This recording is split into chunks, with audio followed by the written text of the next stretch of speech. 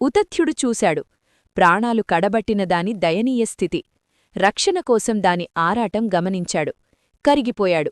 మనసు దయార్ధమైంది. కళ్లల్లో నీళ్లు నిండాయి. రోమకూపాలు తనువంతా పటమరించాయి. సర్వాంగాలలోనూ ఒక జ్వరతీవ్రత వ్యాపించింది. ఒక ఆవేశంలాగా, ఒక ఉన్మాదంలాగా, ఒక పూనకంలాగా గుండెల్లో దయారసం ఏకోన్ముఖంగా పొంగులువారింది. సారస్వత బీజాక్షరం ఒకటి ఐ అప్రయత్నంగా నోటినుంచి వెలువడింది. ఉతథ్యుడు ఆశ్చర్యపోయాడు. ఎప్పుడూ అనని, వినని ధ్వని సంపుటి మాటలేరాని తన నోటినుంచి వెలువడటంతో సంభ్రమాశ్చర్యాలకు లోనయ్యాడు. అది ఆనందమో, అది దుఃఖమో తెలియలేదు. ఉక్కిరిబిక్కిరయ్యాడు. దైవఘటన అనుకున్నాడు. అదే మళ్ళీ మళ్ళీ ఉచ్చరించాడు, జపించాడు. అది సారస్వత బీజాక్షరమని అతనికి తెలియదు. ఒక శోక తన్మయావస్థలో మునిగిపోయాడు.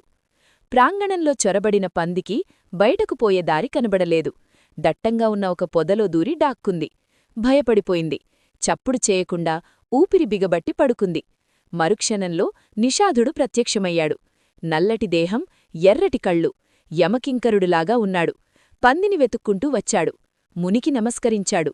పంది ఎటుపోయిందా చెప్పమన్నాడు. నా కుటుంబం ఆకలి తీర్చాలి, పోషించాలి. బ్రహ్మదేవుడు నాకీ వృత్తిని జీవనోపాధిగా విధించాడు.